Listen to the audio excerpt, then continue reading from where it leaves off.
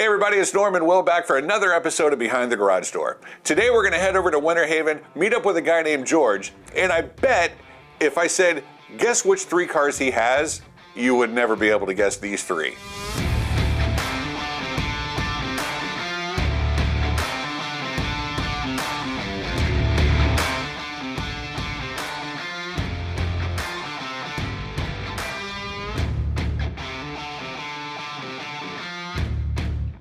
All right, we made it out to Winter Haven to George's place. George, thank you so much for having us out. Appreciate sharing that. your cool cars with us. Now, I cannot wait to see what is behind George's garage doors.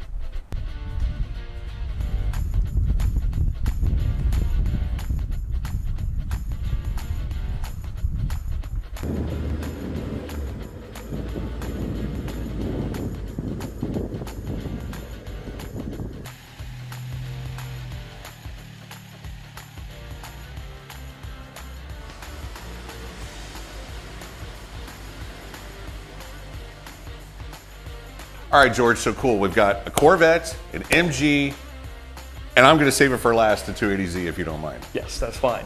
Tell me everything about your Corvette first. Well, no one in the family had any Corvettes or actually anything by General Motors, just randomly.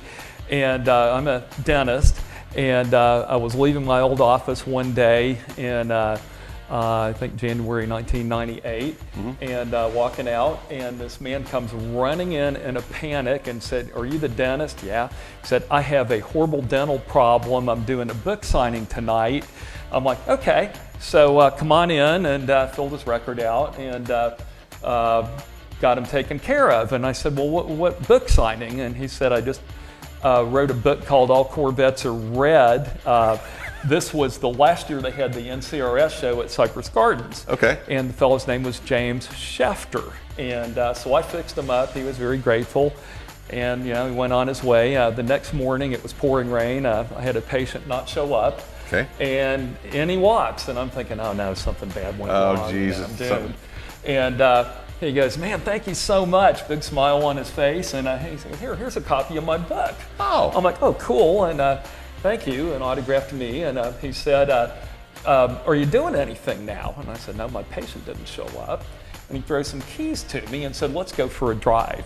So we drove around in a pre-production C5 convertible manual shift. I don't remember if it was 5 or 6 speed, all over Winter Haven for half an hour. And it was totally cool. How did he get that car? Because he was doing the book. He was, if you read the book, he was embedded with the engineers for the whole development of the C5. car, of the C5 Wow. from day one. Some of the people in GM wanted to cancel it, but the engineers and car guys wanted to make it a world-class sports car. So that's how he got the press car. And fast forward a little bit, I gave the book to my dad to read, and I think he had a boring Acura or something then. And 2 weeks later, he walks into my office and says, "Look at this." He plops down an order sheet for that car. That car? That car. So that drive sold a car. I'll be darned. And your dad had never owned a Corvette no, or anything never else owned before? a Corvette. But that book? The book, yes. Interesting. That must be a damn good book. It is, it is. It's called All Corvettes Are Red. All Corvettes Are Red. Okay. Yes. All right. And at any rate, Dad's 89 now, but about 6 years ago, he just called me up one day and said, "I can't get in and out of it anymore. It's not safe for me to drive it. Right. Come over, take a look, and I'm going to sell it." So I went over there and looked at the car, and he used to yell at me every time I drove it. I drove too fast, stopped too hard, accelerated too fast, and everything. So I didn't. That's what they do. That's what dads do. That's what we do. That's what dads do, and that's also what Corvettes do. Yes, yes. So at any rate, I took a bunch of pictures of it. It needed to be detailed. The emblems were kind of crusty on it. Needed a new serpentine belt, but otherwise it was pristine. And I showed the pictures to my wife at dinner that night and said, "Hey, ask around at work if anybody, wants to buy it." And she goes, "George, buy it." I said, I don't want it. She goes, "George, it's a red Corvette. Buy it from your dad." So I did. What do you do when your wife says, "Go buy this car"? You buy it. You buy the car. Quickly. Before she changes her mind. Yes. And when it's her idea, good it's idea. even better yes. idea. Yes. What a great story. It's Yes. a beautiful car. Thank you. It's very, very nice. So it's it's pretty much a base Corvette, is it not? Yes. And it's a 98. 98. Yep. And you can never, ever go wrong with a red Corvette, black interior.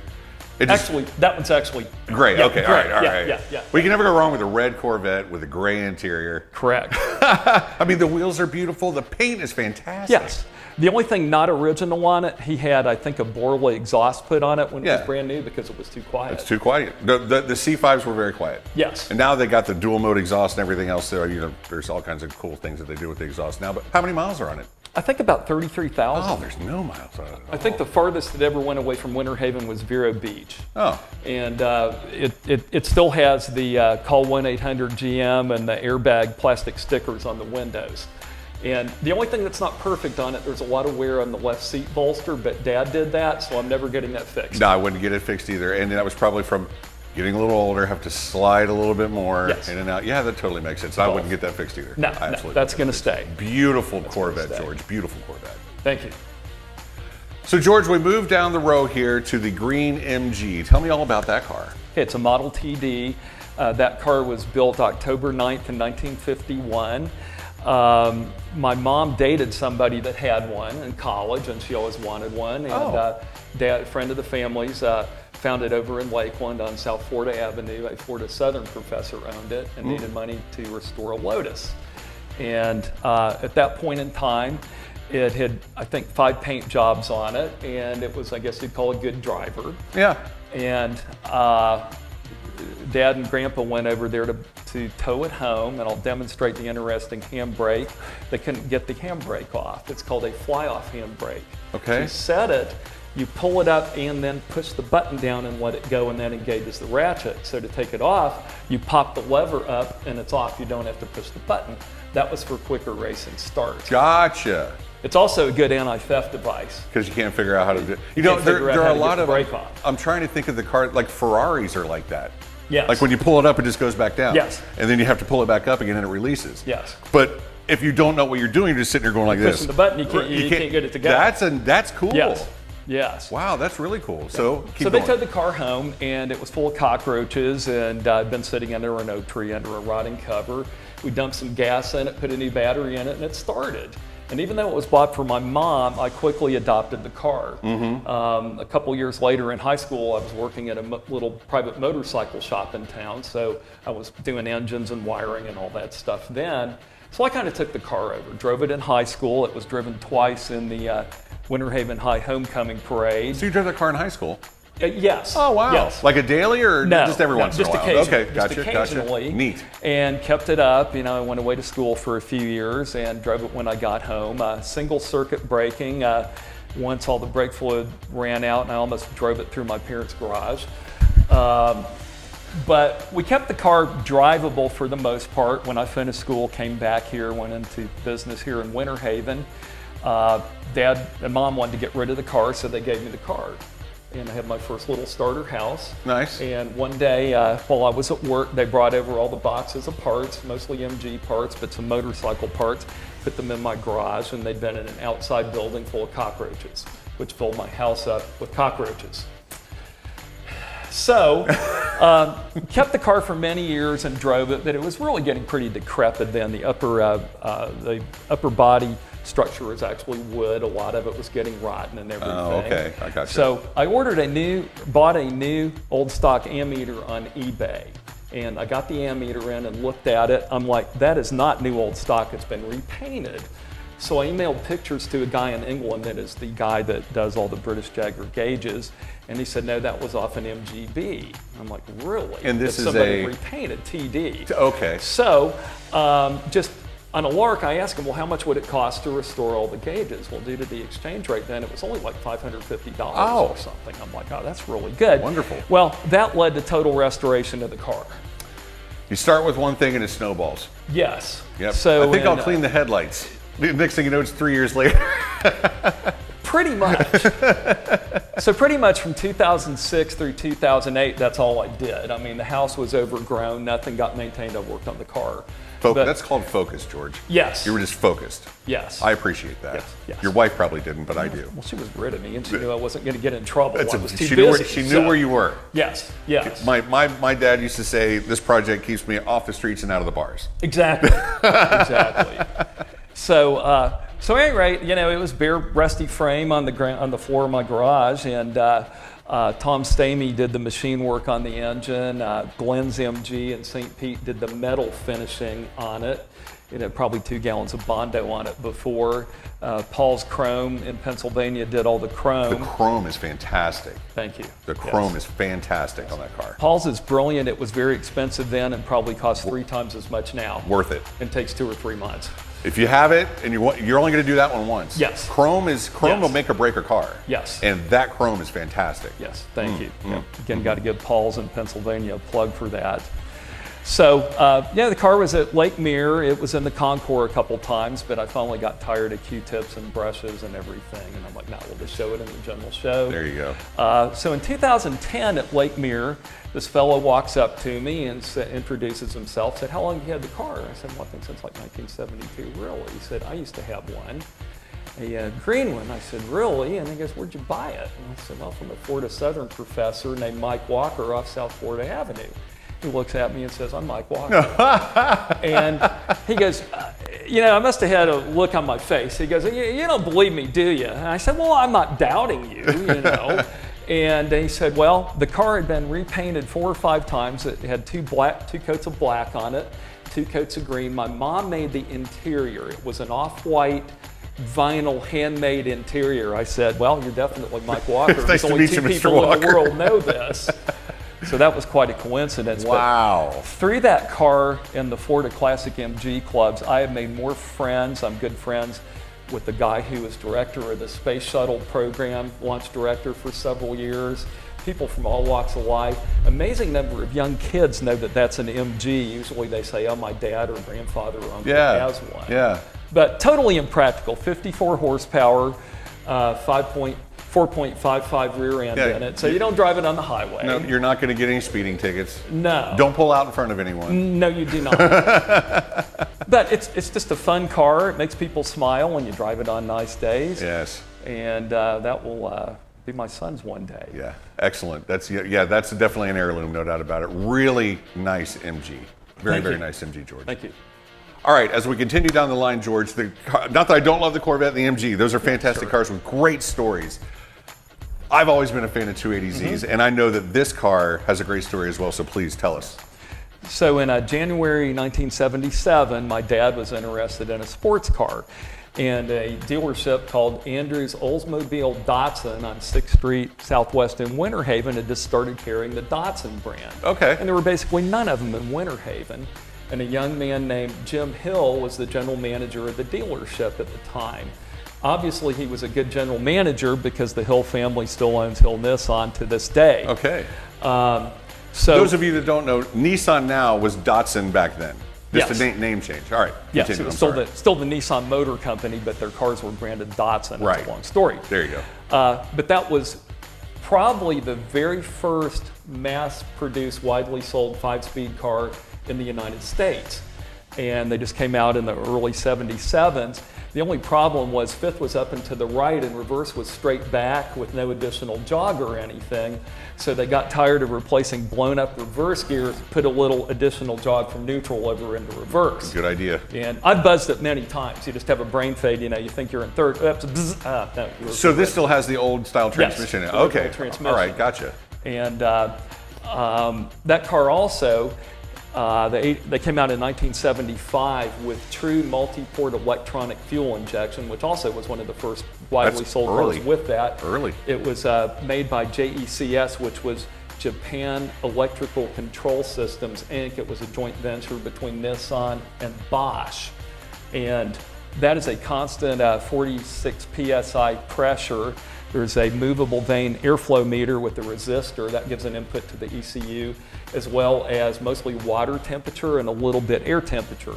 And that varies the pulse width of how long the injector is open per every RPM. You are educated on this, sir. Well, I've had it a long time. What? Yeah, that's true. You have had it a long time. Wow. I'm the technician. I better be. That was all impressive. I was like, Okay. Oh my God.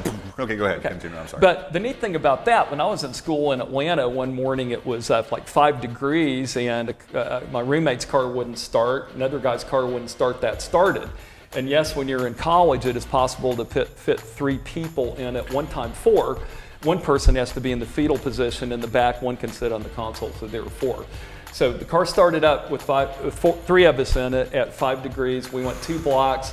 Our moisture from our breath froze on the inside of the wind of the glass, and we had to stop and thaw the car out.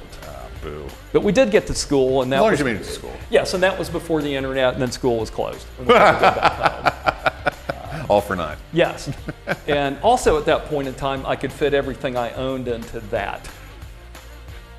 Well, when you're at that age, I mean, what do you really need? Yes. A cool car, change of clothes. Pretty much, that was it. Yeah. But that was my everyday driver until I think until our second kid was born. Oh, really? And, yeah. So that was your daily for a very, very long time. Yeah, it has right at 214,000 miles on it. Dad put the first 70,000 on it. I did all the rest. What's the name of that color? Actually, that's a Honda color. I don't know. It's very close to the original blue. It's just so it a has little been bit darker. You've had it painted? Oh yeah, it's been okay. painted All several right. times. Gotcha. Yeah, and actually S&S and Elwes that used to be down at the bottom of the overpass, they put a cheap paint job on it like 25 years ago. And at that time, Nissan still supplied most of the parts and pieces, so I just went down the hill and got all new door handles and emblems and all that stuff because the car had been outside a lot. They were just fading. Yeah. So I got a lot of that stuff and freshened it up back then. But then it got retired, when the second kid came along, and now I just drive it on nice days, and it's a really fun car. So it's a 77 Datsun 280. Is it a ZX or just a Z? Just a Z. Just a Z. Yes. And the predecessor to that was the 260, and the predecessor to that was the 240. Yes. The 240s were good. They started getting more emissions and crash requirements on 260s, and they had made under license SU or Hitachi carburetors. Drivability was bad, so they came out with the fuel injection on that. Gotcha. But it is very, very heavy. It's really a bear to steer going slowly. Yes. It weighs about 2,800 pounds. I would never. With rack and pinion steering. Wow. And at that point in time, the sticker under the hood, the plate says 170 horsepower. Actually, that was gross. I think net is only like about 140. So 0 to 60, depending on who you read, was about 9.2 seconds, which back then was fast. Not anymore. No, not anymore at all. But what a fun car to just get out in and drive. I mean, all three of your cars have to be so much fun just to get out and just tool around in. Yeah. All right, 98 Corvette, 52 MG TD, and 1977 Datsun 280Z. George, great collection. Thank you very much, Such Norm. a cool Appreciate collection. it. Thank you very much for being on Behind the Garage Door. You're We welcome. appreciate it. Thank you. We're going to head back to the dealership and wrap it up. All right, thank you so much, George, for inviting us out to your place, showing us those cool cars. And was I right? Did any of you guess 280ZX, MG, and a Corvette? Probably not. One thing that George and I were talking about after we got done recording, remember when he said that he drove the MG in the Winter Haven Homecoming Parade? Well, what's really cool, and he told me this afterwards, 35 years later, he drove his daughter in the same car in the same parade. Pretty neat stuff. Make sure you're here next Thursday. Share your comments and your thoughts and everything else below. Make sure you go to all of our platforms, Instagram, TikTok, Facebook, YouTube right here. Subscribe, follow, everything else. We'll see you here next Thursday for another episode of Behind the Garage Door. Stingray Chevrolet, relax, enjoy the difference.